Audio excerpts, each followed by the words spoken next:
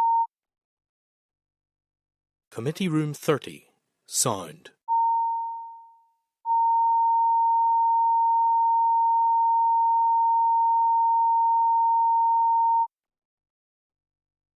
Committee Room 30, Sound.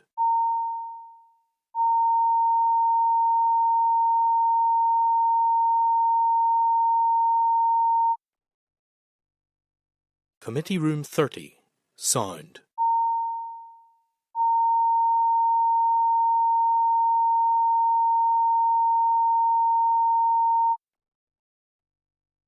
Committee Room 30, Sound.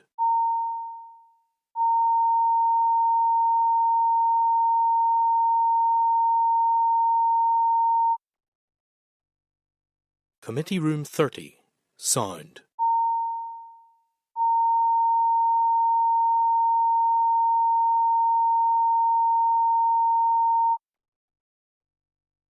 Committee Room 30, Sound.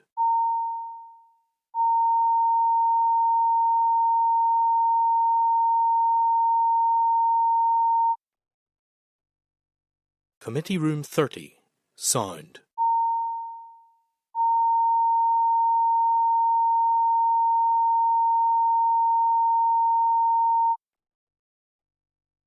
Committee Room 30, Sound.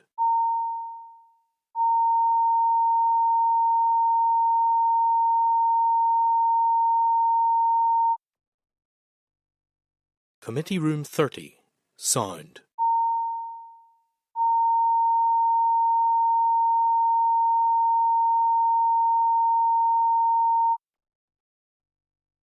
Committee Room 30, Sound.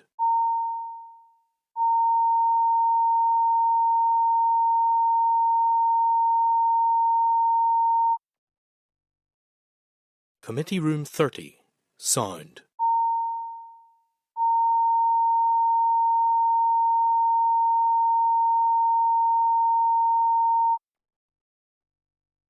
Committee Room 30, Sound.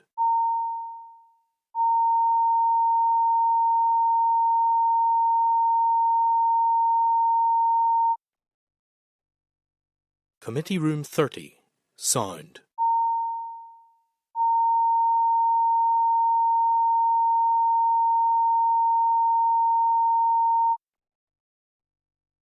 Committee Room 30, Sound.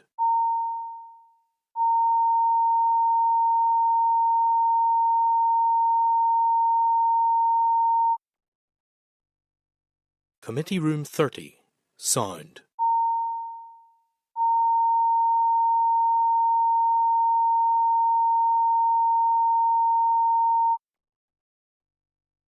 Committee Room 30, Sound.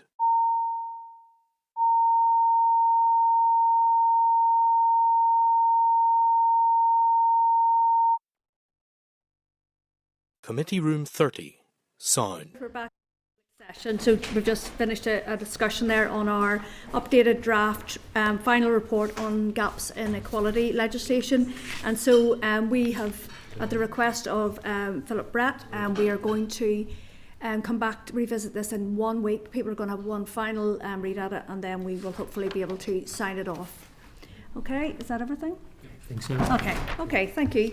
Okay, members, going to move on to correspondence then. I'm going to refer you to pages 208 to 211 of your pack for the summary of committee correspondence, and I'm going to bring your attention to a number of items. So 9.6 TO, follow-up queries from Language Commissioner's briefing from our session on the 18th of March, and I'm going to refer you to pages 200 to 204. So just to advise that the committee has received a response from the Executive Office to our correspondence on the 20th of March following the introductory briefing from the Office of Identity and the two language commissioners. The department has provided further information regarding the grant-making function of the Office of Identity and Cultural Expression, potential overlaps of this function with that of already established grant-making bodies, funding of the offices, and an update from each office. So I'm just going to seek your agreement to note this item and to agree to write to the Northern Ireland office to ask for an update on the grant-making function of the Office of Identity and Cultural Expression, as the commencement of any further provisions under the Identity and Languages NI Act 2022 is a matter for them. Agreed? Agreed. Okay. 9.8, the Northern Ireland Assembly Youth Assembly Manager. Youth Assembly scrutiny. I'm going to refer you to page 210 of the meeting pack. So just to advise, the committee has received correspondence from the Youth Assembly regarding any potential opportunities to engage with committee scrutiny work during this final year of the mandate. The 3 areas that the Youth Assembly have agreed to look at include health, rights and equality and education.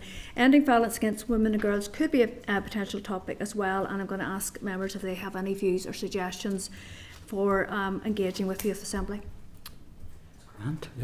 Bring them to committee as we done before. Okay, Yeah. so possibly on that area of ending Yeah, violence against women and girls. 100%. Okay, so just I'm going to ask you to note this item and agree that the committee responds to the request of the Youth Assembly manager highlighting that ending violence against women and girls is an area we would like to engage with their Youth Assembly before March 2027. Okay, 9.8 TO follow-up queries on the Commissioner for Public Appointments. I'm going to refer you to pages 211 to 215 of the meeting pack. So the committee has received a response from TO to the committee's correspondence of the 27th of February this year, requesting further information following the introductory briefing from the new Commissioner for Public Appointments and specifically the review of the 1995 order, the appointment of independent assessors, the Commissioner's time commitment and TO unregulated appointments including oversight of the Commissioner. So I'm going to seek your agreement to note this item and agree to write the Department to ask that the committee is kept informed when the list of bodies regulated by the Commissioner for Public Appointments is updated and receive updates on the progress of the prerogative order and the list of TO unregulated appointments. Agreed? Great. Okay, so 9.11 Open College Network Skills Ambition for Northern Ireland. Refer you to pages 218 to 248 of the meeting pack. And just to advise that the committee has received correspondence from the Open College Network to share a recently commissioned research report which they believe will be of relevance to the committee's interest in cross-cutting executive priorities including inclusion, equality of opportunity and long-term societal and economic well-being. So I'm going to seek your agreement to note this item and agree for the committee team to arrange an informal meeting for me and the Deputy Chair in the first instance. Agreed? Agreed. Okay, thank you. So I'm going to ask the clerk to read the following onto the record. Thank you. Okay, members, item 9.2 is the Minister for Constitution and EU Relations has responded to committee correspondence of 27th Feb on providing an update on EU relations, if council members are content to note. Great. Good. Then 9.3 and 9.7, Department of Agriculture and Finance responses to committee's correspondence on any violence against women and girls and providing their departmental updates. Members are content to note. Great. Great. Yeah. Okay. Then 9.4, we have the 60-second report of the examiner statutory rules. No rules brought to the attention of the committee. If you're content to note that one. Great. Great. Number 5, 9.5, Committee for Infrastructure response to the committee correspondence on the Windsor Framework and wider EU matters. To date, the committee has received a response from Economy, Finance, Communities and Infrastructure. Again, if members are content to note. No, great. Great. Lovely. Then number 9.9, TO news release. First Minister and Deputy First Minister launch second Ending Violence Against Women and Girls delivery plan. Again, if you're content to note that. Great. Great. Lovely. Number 12, TO partnership agreement between the Northern Ireland Judicial Appointments Commission and indeed TO. So if members are contented with that one. Content? Yeah. Very good. And then we have number 13, this is from the Committee for Finance, the public expenditure outturn and forecast outturn, basically giving you to the end of the year. So this is number 13 if members are content to note that. Content? Lovely. And number 14, a further TO news release. This is around the issue that members mentioned previously around the attack on Dunmurry Police Station, if members are content to note. Content, thank you. Lovely. Does anybody want to raise anything in relation to any correspondence? Oh, just something under AOB. Okay, I'm going to go on to draft work programme and I'll come back to you. Okay, I'm going to refer you to pages 338 to 340 for the updated forward work programme, and I'm going to ask the Assistant Clerk to talk through any changes. Thank you, Chair. So next week the committee will have 2 oral briefings. The first will be with Maura Doherty, the new TO Permanent Secretary, and then department officials will be up to discuss the response in Module 2 of the report to the COVID inquiry. Members will also consider a retention and disposal schedule for the Executive Office, and if we have a date confirmed for consideration stage for the Mother and Baby Bill, then we'll also seek to add that to the agenda for next week as well. Okay, great. So 2 issues for me. Okay, thank you. I need some advice on whether I should be here for the presentation of Module 2 because I attended the inquiry. My own instinct is that I don't, but I just want to double check. So that's the first thing. Second thing is I think it would be good to write to the Minister for Communities and the community, or the Committee for Communities, on the work they've done on sign language. It was a Yes. massive inequality that was finally addressed yesterday. I spent a lot of time, I'm sure a lot of members did, with the community yesterday. And even this morning, they're absolutely delighted. Yeah. So I thought it was a good bit of work. Okay, no, I'm happy to agree with that. Okay. Chair, sorry, certainly in response to Mr. Cullen's first question about So, Yes. Yeah, so Maura the- Doherty's going to be here in response to, and I've just seen that from the Fort Worth programme. So, Yeah. so it just instinctively you ask a question. quite right to ask. So Chairperson. it'll be standards and privileges, I'm assuming. Or Yes, if you ask the clerk, the standards and privileges to begin Yes. with, but the advice that they will give you advice, and I shouldn't, but the general advice to members speaking generally is declare everything and declare everything very fully, but please do seek proper advice from the clerk of standards and privileges in the first instance. So I should do that, or should? If the member would do that herself, because Okay, it's a matter for so you. Peter, no, that's But dead I'll on. give him a heads up, you're coming his direction, so he's ready with an answer. Okay, and we're happy to agree to the letter going from the committee then. Okay, thank you. Go ahead. Yeah, just quickly, before Easter, Politics in Action organised an event with the Northampton MLAs where there's two schools, two Ballycastle schools, came to present on ending violence against women and girls, and that was Ballycastle High School and Cross and Passion. I very much think it ties in with the Executive Office and the flagship policy, with us being responsible for them. If there was an opportunity for them to come and present to this committee, I'd be very much in support of that. Yeah, great. Yeah, okay. So we had a similar session with Politics in Action, but that wasn't the theme that the schools... So I think there's different areas that have picked up on different schools. So I wonder, in the first instance, could we go to Politics in Action and ask them then where the sort of the issues that each of the sort of groups looked at? But I think that maybe if we could get some skills from different areas in that area of end of violence against women and girls, that would be a really powerful... It was Session. Paul Smith was the guy that organised okay. it. Right, okay. Okay, thank you. Pam? Yep, thank you. It was just to touch upon Carol's point about yesterday on the sign language bill. Brilliant. Absolutely phenomenal, and I spent hours, I think, with different members of the deaf community, including my own constituents, and they're absolutely overjoyed. I don't think I've ever felt such emotion in this building over a piece of positively, absolutely, completely joyous, because the deaf community, as we know, have been completely excluded, right, really, from all types of public services, and that, I think, probably became more apparent than ever over the COVID period. But I think that's all down to our ignorance. I think we're all better informed now for this piece of legislation, but it's so welcome. So I think we absolutely should be writing to communities. And I'm not sure that are we writing to the Minister as Minister well? and the committee. Minister and the committee. And to thank him and his And the committee. officials. Yes. Officials are great. Some of which who have spent many, I know you referred to in your speech, Carol. Some of them spent very many long years working on this piece of legislation. So huge well done. 2012. Mm-hmm. We're playing. Thank you. Any other business members? No? Can we Okay. have a break, Chair? Yeah, well, I'll just adjourn the meeting then. So date and time of next meeting, next Wednesday, the 6th of May at 2 p.m. in this room. The meeting's adjourned. Thank you. Okay. Committee Room 30. Sound.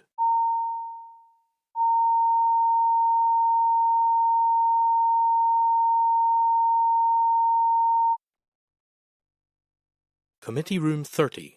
Sound.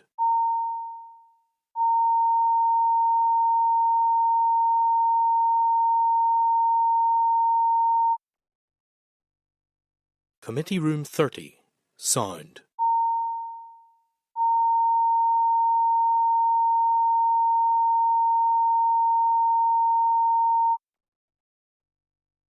Committee Room 30. Sound.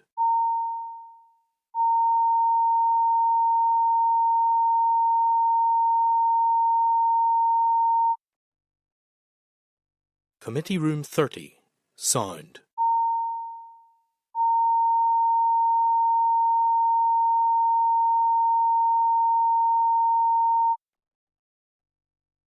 Committee Room 30. Sound.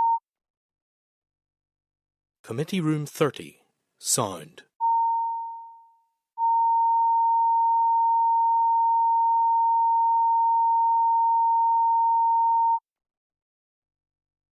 Committee Room 30. Sound.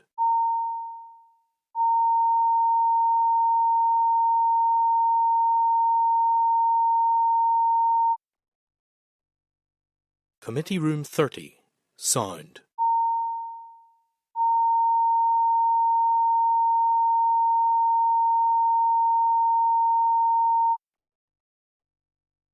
Committee Room 30. Sound.